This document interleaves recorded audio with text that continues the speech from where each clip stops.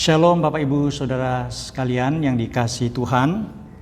Kita bersyukur pada tahun ini kita boleh memasuki Minggu Advent yang pertama.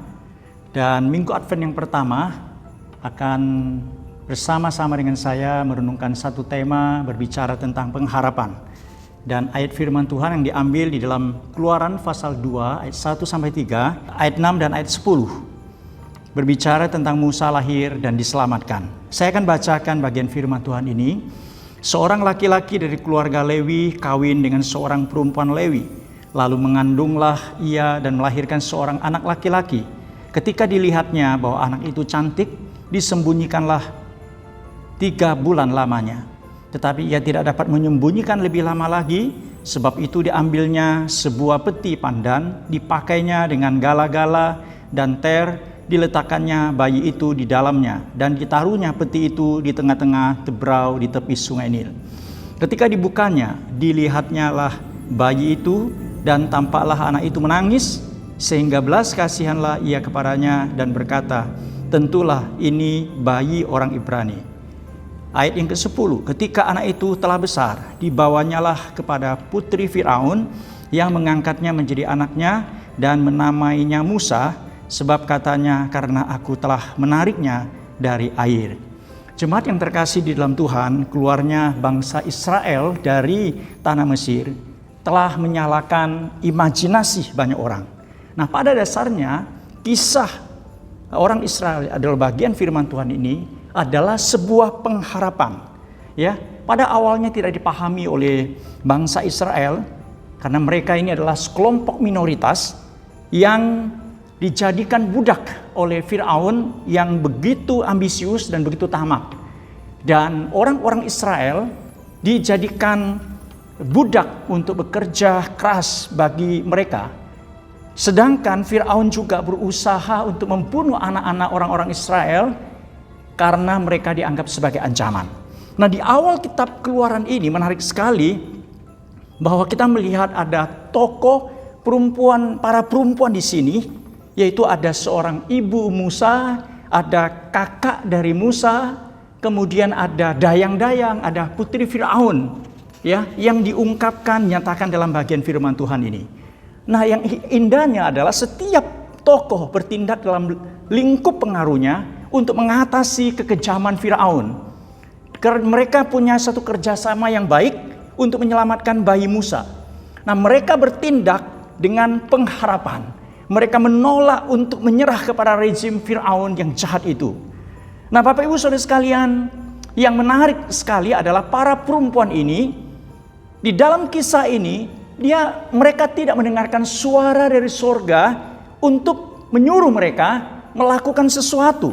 Tetapi mereka penuh dengan satu keyakinan, mereka melihat Allah berkuasa, Allah mengasihi umatnya, dan mereka melakukan segala sesuatu sesuai dengan apa yang mereka pandang baik. Dan ternyata mereka ini, saudara, dipakai oleh Tuhan di dalam karya penyelamatan Tuhan.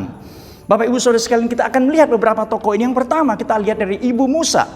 Dalam Kejadian pasal 2 ayat 2 dikatakan ketika Musa lahir, anak itu cantik. Nah, saudara, ungkapan ini di dalam bahasa aslinya dipakai dalam Kejadian pasal 1. Saat Allah menciptakan manusia, dikatakan Allah menciptakan manusia sesuai dengan gambar dan rupa Allah. Dan dijadikannya semua itu amat baik, Bapak Ibu Saudara. Nah, ini mengingatkan kepada kita bahwa manusia itu yang diciptakan Allah itu Allah memandang berharga di depan Tuhan Allah. Ya, kemudian kita lihat bahwa ibu Musa menempatkan bayinya di sebuah peti dan menaruhnya di tengah-tengah tebrau atau remputan tinggi. Nah, dalam bahasa aslinya kata yang terjemahan peti sama dengan bahtera dalam kisah Nuh. Di sini mengingatkan kita kembali bagaimana Allah melalui kisah ini dia menyelamatkan Nuh dan keluarganya dari air bah. Dan kita melihat bahwa penyelamatan terjadi yang dilakukan oleh Tuhan Allah. Kemudian kita lihat ada tokoh yang disebut kakak perempuan Musa. Di sini punya peranan yang dipakai oleh Tuhan Allah untuk dikatakan apa? Memantau, melihat apa yang terjadi ketika bayi itu ada di sungai Nil itu. Ya, dan kemudian kita lihat ada dayang-dayang, kemudian ada putri Firaun yang kemudian melihat ada peti yang ada di Laut Tebrau itu. Lalu dia melihat bayi yang sedang menangis, dan kemudian mereka merasa belas kasihan dan mereka menolong bayi itu. Dan kemudian disinilah muncul satu pengharapan. Yang tadinya bayi di Laut Nil, Laut Tebrau, saudara, pasti akan mati. Tapi karena ada campur tangan Tuhan melalui putri Firaun ini dengan beberapa putri-putri perempuan-perempuan yang lain, akhirnya Musa diselamatkan. Dan kita melihat lagi peristiwa keluaran ini, saudara, bagaimana Allah menyertai, memimpin Musa yang menjadi besar, dan kemudian menuntun dia untuk bisa memimpin orang Israel keluar daripada Mesir. Disitulah kita melihat bahwa Allah kita adalah Allah yang memberikan pengharapan kepada umatnya. Di tengah-tengah umatnya yang mengalami penderitaan, yang mengalami kesulitan, Bapak Ibu Saudara. Dan hari ini kita bersama-sama memasuki minggu pertama Advent. Minggu Advent mengingatkan kita bahwa ada karya penebusan Tuhan, penyelamatan Tuhan terjadi di dalam Yesus Kristus Tuhan kita. Dan di saat kita memperingati minggu pertama Advent ini, maka kita ingat bahwa Tuhan melihat penderitaan umatnya, melihat kesulitan yang dialami manusia, yaitu manusia karena dosa. Mereka hidup di dalam keterputusasaan. Mereka hidup di dalam kesulitan dan penderitaan karena dosa. Oleh sebab itu Tuhan Allah yang melihat, kemudian peduli, kemudian Allah memberikan pengharapan kepada umatnya dengan mengutus anaknya Yesus Kristus lahir ke dalam dunia. Nah, ketika kita merayakan Advent, memperingati Advent, Bapak Ibu Saudara, ingatlah yang pertama, kita mengingat bahwa Yesus Kristus telah datang ke dalam dunia. Dia menjadi juru selamat, menjadi pengharapan bagi umat yang berdosa, memberikan juga pengharapan kepada kita yang hidup di tengah-tengah penderitaan dan kesulitan yang kita alami. Apapun masalah kita hari ini, pergumulan apapun, saudara, bahwa Tuhan sanggup memberikan pengharapan, menuntun kita, memimpin kita untuk menghadapi masalah dan kesulitan kita.